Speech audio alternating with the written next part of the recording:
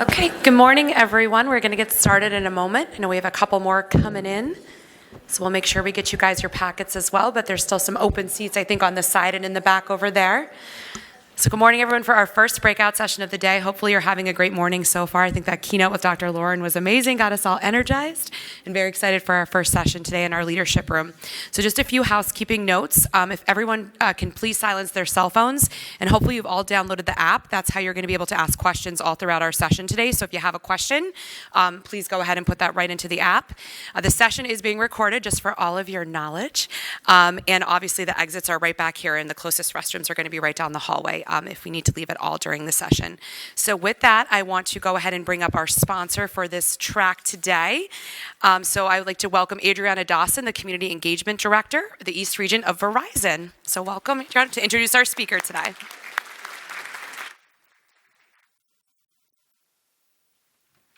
Good morning.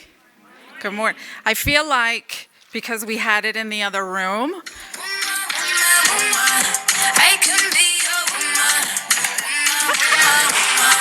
can I see some hands and some energy?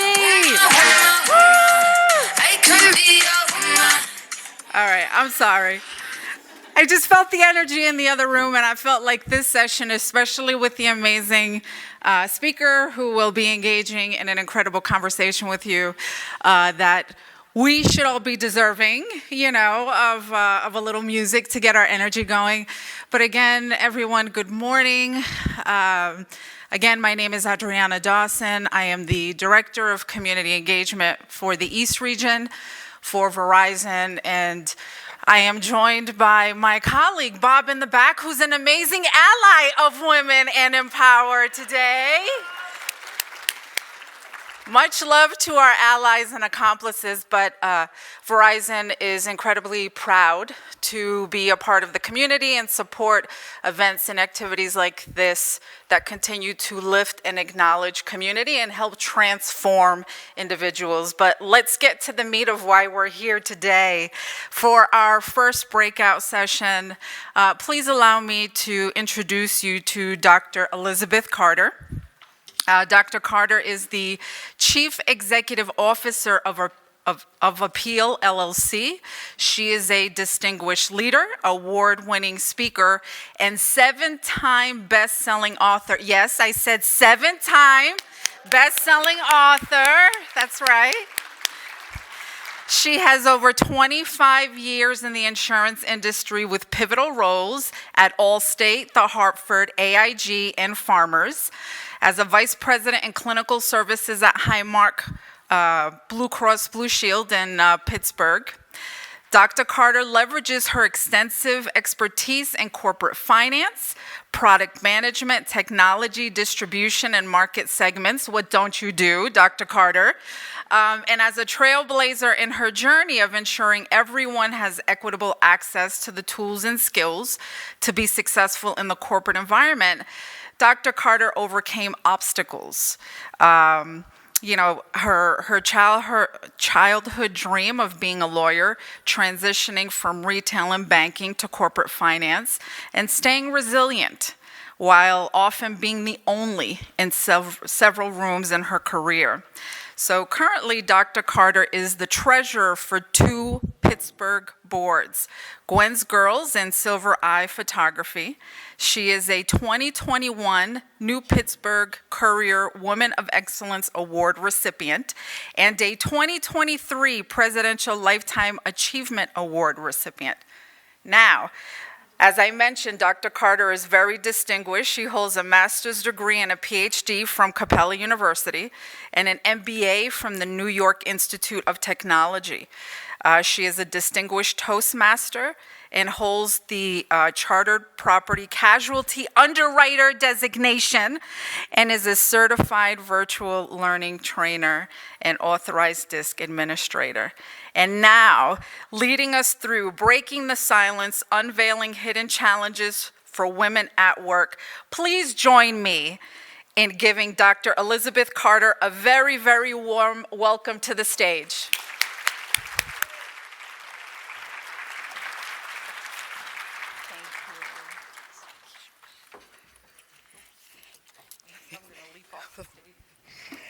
Good morning. Good morning. Come on now. Good morning. Good morning. I certainly appreciate all of you being here this morning. You look beautiful. Thank you so much for joining me in this day of empowerment. How's your day going so far? All right. I love it. First, want to double check. Does everyone have the handout? All right. So we will go ahead and get started. I want you all to imagine the perfect corporate journey. You go to work every day, you're doing your best, you know you've met all the requirements, you've spent your time, your money, your energy, you're moving up the ladder, getting recognized, getting promoted, and life is beautiful. But we know that's just a pipe dream. Quite often, we're experiencing several things in the workplace. Microaggressions, societal pressures, and confidence gaps. And we'll talk more about these during this presentation, because I know it's frustrating. How many of you have been frustrated in your life about your career journey? I mean, everybody's hand should go up, all right? It really is, and here's part of the problem. I don't know if it's getting any better. Look at these statistics. Women are 51% of the population, so we're the majority. But when we think about our journey in corporations, less than 40% hold managerial positions. Less than 25% have senior leadership positions. And of course, when we think about CEOs in Fortune 500 companies, there's pretty much very non-existent. And when we think about women of color and other demographic, the statistics are far worse. That's why I'm so excited to be here today, to bring women together, to let you know it's possible.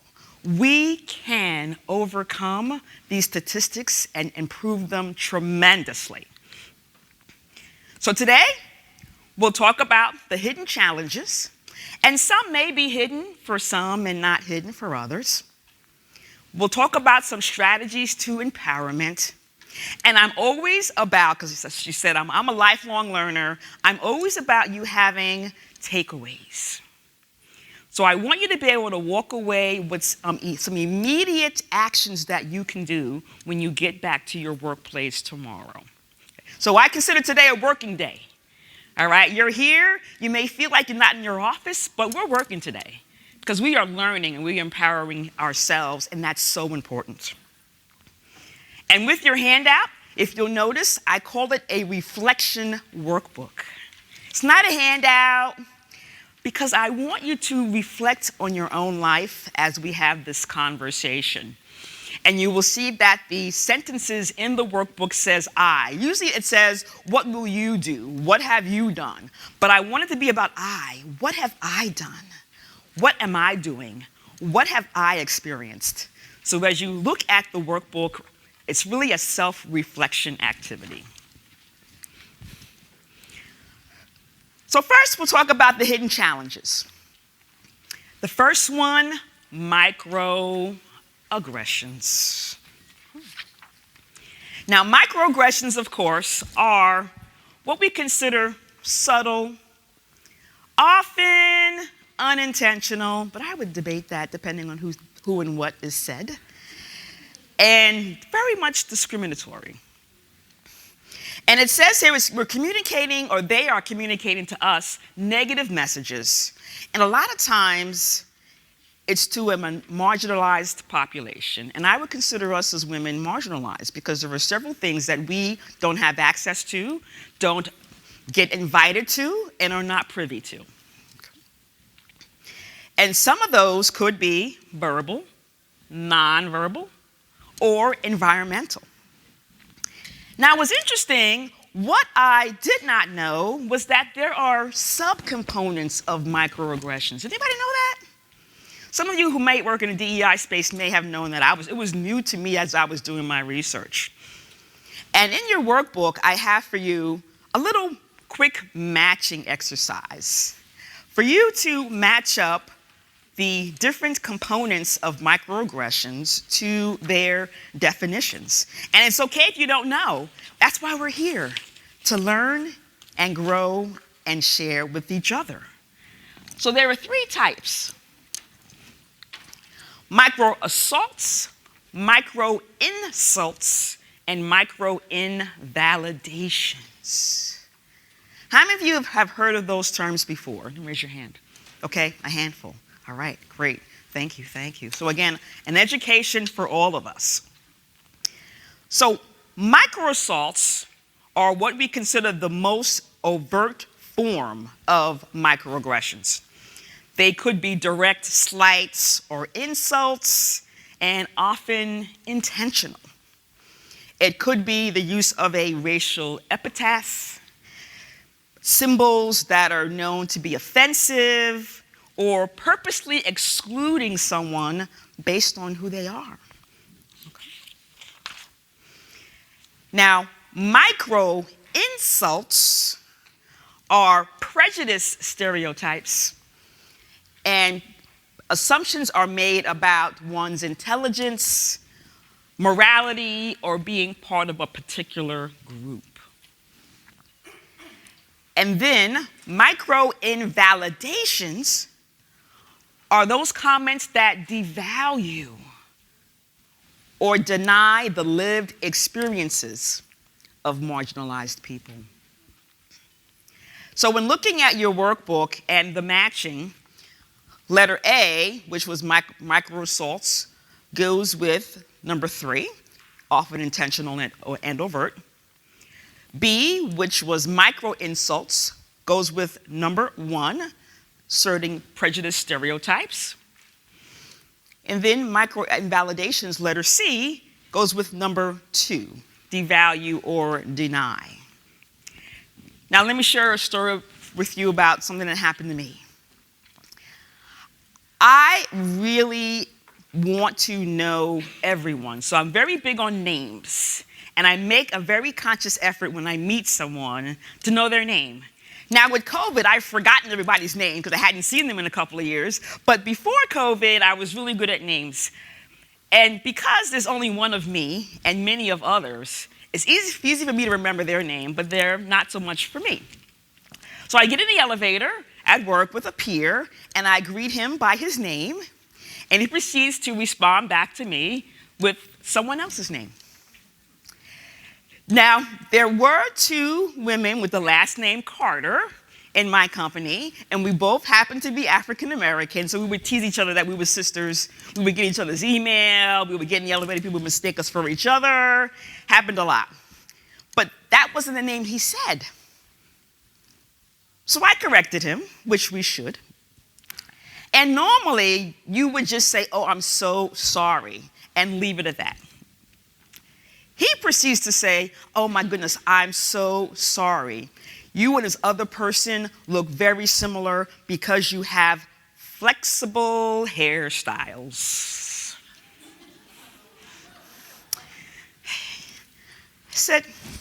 He said, "You know, I don't have that option. I just have this." And he was, balding and things like that. So, and I thought to myself, okay, is he just ignorant or trying to be funny and make light of the fact that he didn't know my name? And you can see it still bothers me. It's about 5 years ago. Because a lot of times that happens and we let it go. So I said, thanks so much. And then I got off the elevator and that was it. And I didn't do anything about it. But situations like that happen to us often. How many of you have had something similar happen where it was a mistaken identity, they try to make light of it, or some other type of microaggression? Anybody similarly have something happen to them? Mm-hmm. Did you let it go? No? All right, I heard a no. No, didn't let it go. Excellent. But for many, we say, we just brush it off, and we just say, sometimes they'll say, you're too sensitive. Got to have thick skin in this game. I'm like, but no, you can have thick skin and still be sensitive, but still call out bad behavior, because it still exists in the workplace. But we keep it hidden. The second is about balancing career aspirations with societal, and I'll even say family, expectations. Now, when we think about careers for women, what was the nomenclature back in the day? What types of roles were women always steered towards? HR, nursing, I heard. Anything else? Teachers, yes. Stay at home, housewife, yes. Back in the day, that was what was expected. And a lot of times, when I think about society expectations, even family expectations, how many of you grew up in a home where your family said you have to be this or this? Okay, a handful, okay. I know in my household, my dad was from Trinidad. And often, coming from the Caribbean, the parents want their kids to be doctors or lawyers. That's why you heard in my bio, I had to shed that. I was so focused on being this thing that wasn't me. Because the expectation was, that's what we want you to be. Same thing happens in work. Oh, you've got great skills. We would love for you to be in HR. No one ever says, hey, we would love for you to be in actuary or underwriting or technology. You don't hear that. So we have to make our own ways and move past the expectation that women only belong in certain industries. So I'll ask you all just to think, are you in an industry that you were steered toward or that you really want to be in? Oh, excellent. I love it. Powerful women here. Because what happens is you may be steered in one direction, but as we grow and learn and realize that, hey, you know what, this is not my passion. So pivot. But a lot of times you may have, as a leader, employees that work for you that's why they're there. Someone told them they'd be good at it. They were steered that way because that was the norm. And we have to help them and ourselves realize where we belong. And the second piece of this is about manager behavior and expectations. How many of you have been told that you were too aggressive in a meeting? Too aggressive. How dare you be aggressive? Yes. How many of you have been told, oh, you're too quiet. You need to speak up more in the meeting? Yes. But you can't win. They say speak up, you speak up. They say shut up, you shut up. They say speak up. Again, it's about expectations. And when we look at our male peers, they don't get that kind of feedback. They get applauded. Yes, you spoke up, great job. I love how you commanded the room. We never get that. I've never been patted on the back for speaking up and being aggressive in the room. I've gotten called out for being aggressive in a meeting because I may have offended someone. Offended, I'm just speaking in my normal tone. I'm very passionate. They say, hey, she's passionate about it when she's yelling and carrying on.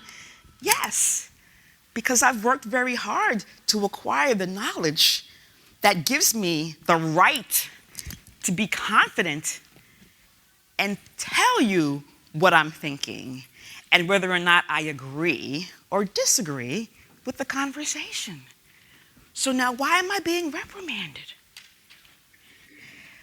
But the expectation is that women should be quiet, obey, be the yes person, go along with whatever the train is doing. But we can't. We have to be our authentic self.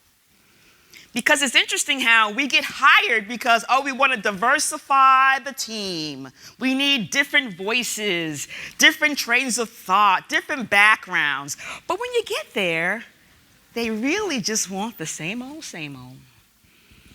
And they push you out. How many of you have been pushed out of an organization because you were hired for a reason, but then the team said, oh, that really wasn't what we wanted? Okay. Got a handful of those too. Happens a lot to women. It does. It really does. The other piece of this is because we're so entrapped in the societal norms, and we also think that we need to be 100,000% qualified for the next role, we start to limit ourselves. I know for me, and in my bio, she mentioned I was the vice president. I said I was the vice president of clinical services for Highmark Blue Cross Blue Shield, but I wasn't going to apply for the job. Because I looked at it and said, one, I'm not a nurse. I'm a finance person. I don't know anything about clinical. I probably knew maybe 75% of the role. It was finance and operations oriented, but the 25% I didn't know. I said, I'm not going to apply. I'm never going to get hired. But fortunately, I decided to take a chance, which we often don't do. Because it seems as if men get promoted based on potential, women get promoted on past performance. Double standard. They make you prove what you can do before they actually give you the role. But in most cases, men, and sorry for the men in the room, we love you, but often they say, let's give him a chance. He can do it, and they give him a ton of support. Us, they figure, oh, she's qualified, she doesn't need any help, but we do. We do.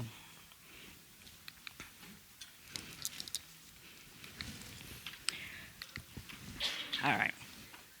The third one is overcoming the confidence gap. And I liken the confidence gap as the precursor to imposter syndrome. Imposter syndrome says we've gotten there, we're there, but we're not quite sure how we got there. We're not sure, maybe it was just luck or right place, right time. Confidence gap says, I'm not even gonna try. I'm not even gonna think about it. I know it'll never happen. So what happens is we start to limit our own possibilities. Because we're thinking about everybody else. Okay, it won't work. I've got to change my family routine. I've got to do this with the kids. My husband does this. I've got these other things that I do. I don't have time to make a change. But we start to limit and diminish our value. How many of you have not taken an opportunity because you didn't think you were ready or didn't even apply? Okay. It happens a lot. That's why when we look at the statistics, many women, they say, oh, we've got a lot of women on our organization. Yes, but they are individual contributors or first-line managers. To get to the next level, director, VP, etc., we need to be able to step out of our comfort zone, get the confidence that we need. Because a lot of times we think about ourselves in the negative sense. Anytime something doesn't work out, it's our fault. Oh my God, I didn't get that job, I wasn't ready. Oh my God, that report didn't work. Oh my God, it's my fault. Oh my God, that project failed, it's my fault. I'm never gonna do that again. And we start to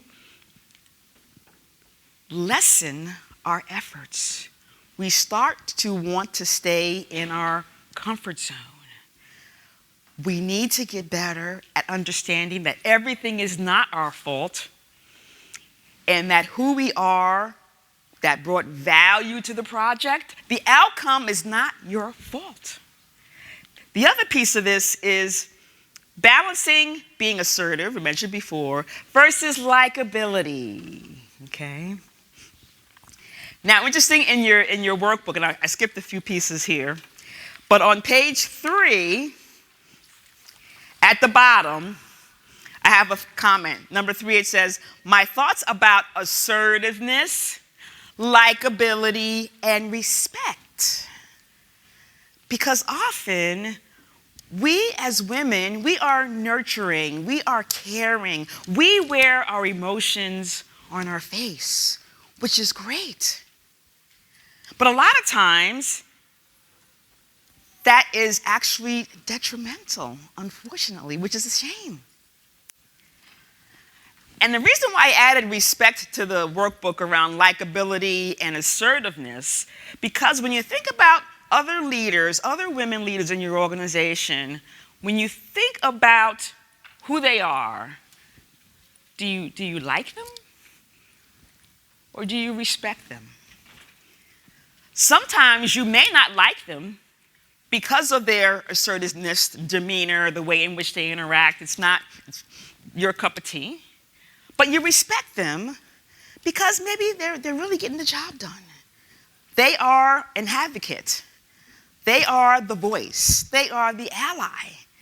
So we do need them. But quite often, we think about, if that's working out for her, maybe I need to change who I am.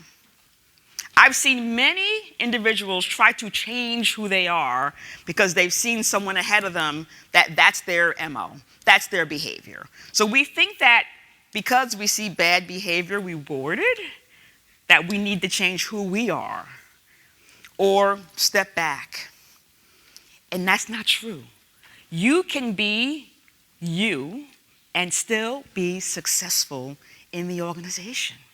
We just have to show our differences and show our value and be confident and let them know that is not the only way to get to the top. And let people understand that and give you what's due to you.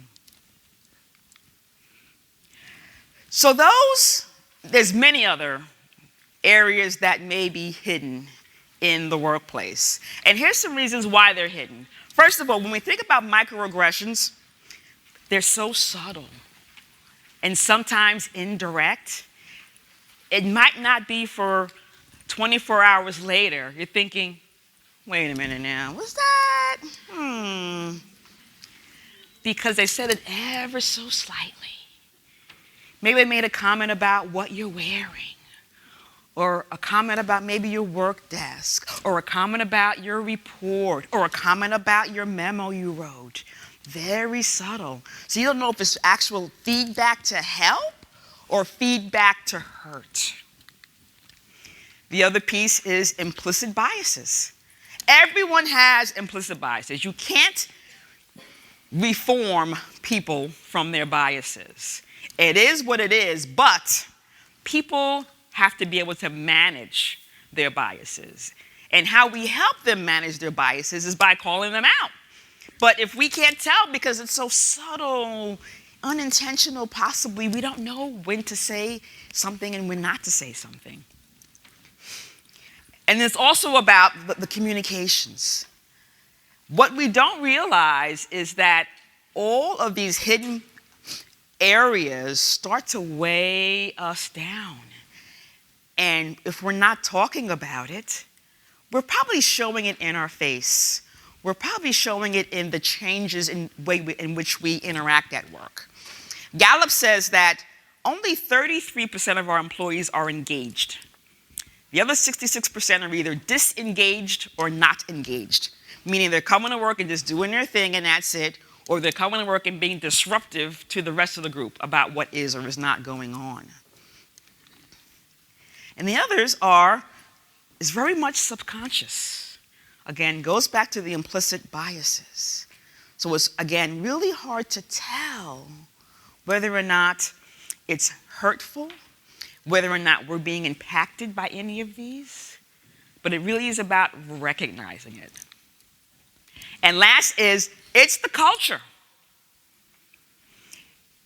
A lot of times, and companies that they're trying to get better, doing a lot more training and trying to help people understand empathy, emotional intelligence, a lot more training in the DEI space about understanding microaggressions, discrimination. But it's hard to change an entire organization overnight. So it really is trying to educate one person at a time over a certain number of years. But it remains hidden because it's so ingrained. How many of you have teams where the MO is, well, that's how we've done it. That's how we've always done it. That's how we've always done it. Yes, yes.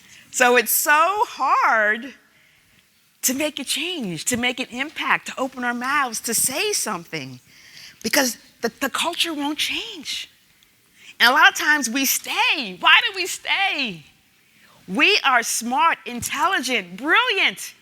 We could take our talents to an organization that has the culture that we want, that will embrace us, so that we don't have all of these hidden items in our lives.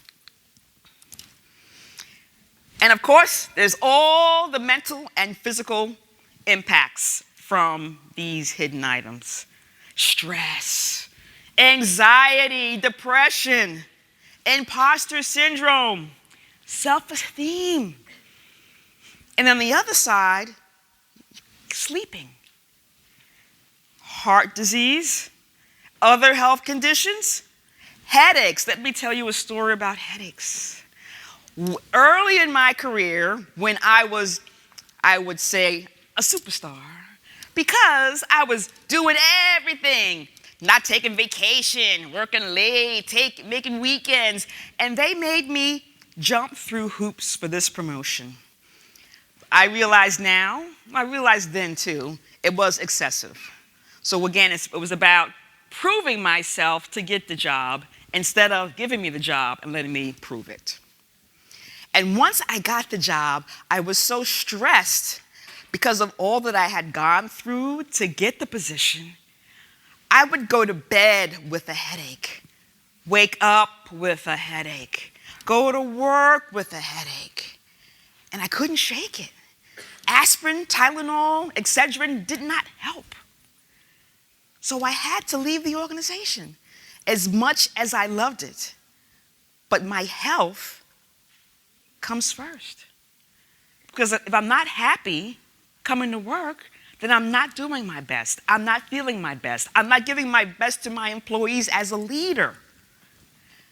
How many of you have suffered from any one of these items on this list? I say one or more, because I'm sure there's multiple. Yes, I see lots of hands go up. Lots of hands go up. Excellent, excellent. So, but what are you doing about it?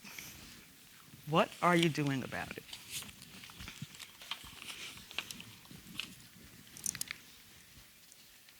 So now a little bit about me. You got a bit of that inside my bio. I was a career drifter, as I mentioned earlier. I was supposed to be a lawyer, and it took me too long to figure out I didn't want to be a lawyer. So I was drifting, figuring out what do I want to be when I grow up. And meanwhile, I'm 25, 26. It's a little late to try to figure out what I'm doing with my life. And I fell into insurance. They say, don't say that. Don't say you fell into it. It came to you. So insurance came to me because I was good in math, and I found a job in the newspaper, y'all. So that tells you how old I am. It was a newspaper ad that I applied for, and I got the job working for Allstate, and that started my career in insurance, and I've been so blessed. And as many of us are, you see I'm an overachiever, too many designations in the insurance industry, lots of degrees, been in Toastmasters for over 10 years now, author, speaker, trainer, but all those years, lots of stress, lots of hidden barriers I went through, lots of hidden agendas that I realized from others. Because what you'll learn, if you already have seen, is that people will smile at you, but behind that smile are haters, hoarders, and hidden agendas. So you have to be very astute to who you're working with. Of course, they're all great people. We're all striving for the common goal, the objectives of the organization, the mission, the vision, the strategy, but always need to be aware of who people are and who they really are. So in 2016, my life changed. And again, of course, we always think that the journey should be so simple, up the ladder, but it really ends up being more like this, climbing upside down, falling down the hill. And for me, what happened in 2016, my boss called me into her office. Now, as I mentioned, we as women, we wear our emotions on our face. So I walk in, She doesn't look happy. Now, me, I'm excited because I'm thinking I'm finally going to get promoted, doing all those wonderful things, going out of my way, raising my hand, doing this, being on boards, volunteering, speaking at conferences, blah, blah, blah. And she says to me that I am being laid off due to downsizing of the organization. And I was devastated because my job was my life. How many of you, when you introduce yourself, you say, hi, I am name and company. I am Elizabeth Carter, previously of Highmark Health. How many of you say that when you introduce yourself? A few, okay? That was me. I was Elizabeth Carter, working for 21st Century Insurance. I did not have any other identity but that. So when she said I was being laid off, I was devastated. I had no plan B. I had no idea what my strengths and my superpowers were other than what I did for the company. And I realized all I had leaving was high blood pressure, high cholesterol, and that number on that scale. It wasn't pretty. It wasn't pretty. And I realized at that moment that I was living my life the wrong way. I had been breaking through all these barriers, carrying all this weight on my shoulder, being the only woman in some of these rooms, being the only African-American woman in some of these rooms is a lot of stress and pressure. But it didn't matter to them. I had to claim who I was and at the same time continue to strengthen women coming behind me. But what I knew at that moment was that I felt all these emotions, felt alone, uncertain, confused, drained. How many of you have felt drained in your life? Yes, see that? See that? And the problem is that, again, we're overachievers. We love what we do. We love being able to empower other people. We love working with our teams. We love seeing other people learn and grow. And I love doing that too. So my question to you, first of all, is which one of those hidden barriers has impacted you? Okay, I won't ask you to raise your hand. You can notate that to yourself because it's so important to recognize it. And now we'll talk a little bit about some strategies. And I'm trying to just double check my time here. For microaggressions, three things here. One, respond. Call out what you see. Now, you have to be careful about when and how you do that. It can't be like right away, hey, I heard you said this to me, this, me. You have to, because sometimes you're so mad about it, you want to get it off your chest. So you really have to think about the when and how you will approach the person. And if they're at a higher level than you, you may need a middle person to help you make that connection so that your words get across in the right way. That's also why allyship is so important. We need to be allies for each other and for our teams and our employees. And third is the awareness. That is the education. A lot of times, the microaggressions especially comes from people just not knowledgeable about who we are, our backgrounds, our cultures. They're making assumptions about who we are based on our physical presence. That's why it's so important in our organizations that we help provide training. I love the employee resource groups or business resource groups, whatever you call them in your organizations. Those groups are there to help educate the others because it's so important and so interesting to learn about each other and our differences in our dynamic. When we're balancing our career and our expectations, first of all, embrace your authenticity. If you are not in the right room, change your room. The room will not change for you. And that takes bravery. We may have been at our company 10, 20 years, and we just don't want to go because we've got tenure, we've got relationships, we have a sense of comfort, a sense of a routine. But if we're going to work every day coming home with a headache, our blood pressure's up, cholesterol's up, all of our numbers are up, diabetes, etc., that means there's something that needs to change, and it's you. Question the status quo.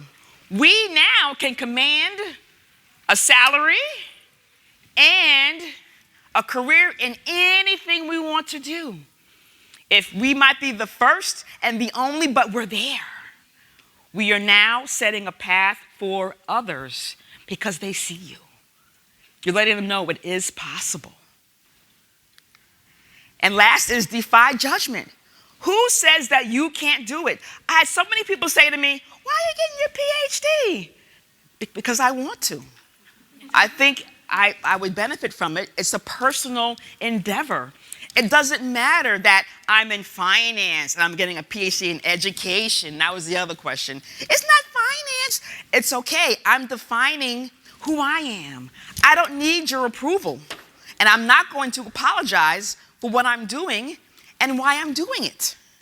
And I want you all, thank you, dear, to do the same for yourselves.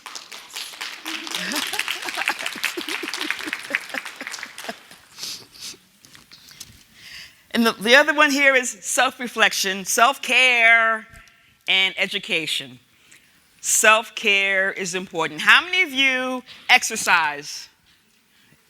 I'll say once a month. I'll be nice. Okay. How many of you meditate? Okay.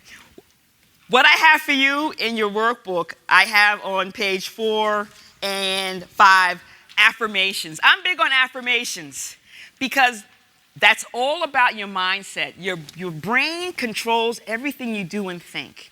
You can reprogram your brain in a positive way that gives you strength and courage and purpose. So I want you all to stand up. Stand up. All right? Now, when we think about our body and our posture, this is called the super pose. So if you've got room, do this.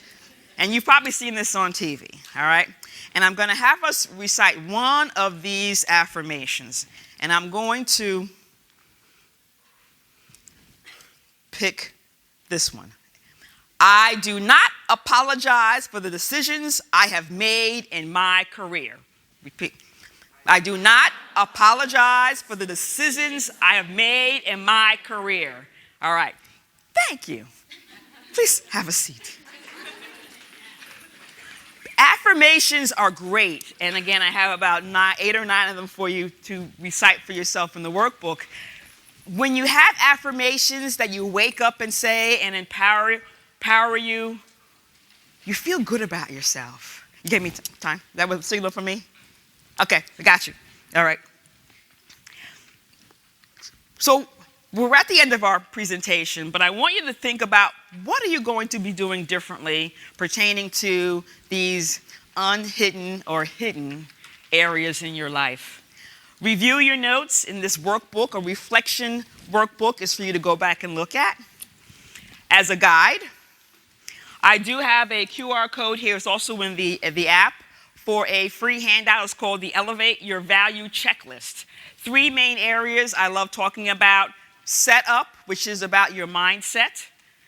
Step up, which is about moving forward, getting out of your comfort zone, and then being able to be valued in your workplace. People will see a change in you. And how do we impact change? One small piece at a time. I love this book by B.J. Fogg. It's called Tiny Habits. The way in which we make changes in our life is by adding one small new piece to our current routine. And when you do that consistently, then it does become part of your daily or weekly or monthly habit. Okay. I also have for purchase here a book. We're talking about women and their struggles and what they've been able to overcome, being resilient. Last year, I curated an anthology called Letters to My Corporate Sisters, Stories of Endurance, Elevation, and Encouragement. I'm working on volume 2 now, but I do have some books here for sale if you are very interested for $20. That is my time. Not too bad. Please reach out to me. Thank you. I hope you found this valuable. Some great lessons, takeaways. Would love to talk to you. Please follow me on LinkedIn. Reach out to me via email. I also have in the Hoover app, in the handout, I have a group called the Corporate Sisters Network. They are on Facebook now, but we will be moving to School, SKOOL, soon. So please join me there. I curate content. I do a monthly challenge where I'm sharing more tips and tools. We have guest speakers. I would encourage you to create a community, same as we have here. That's how we will learn and grow and be able to uplift and share with each other. I thank you all so much for your time this morning. Please enjoy the rest of the conference.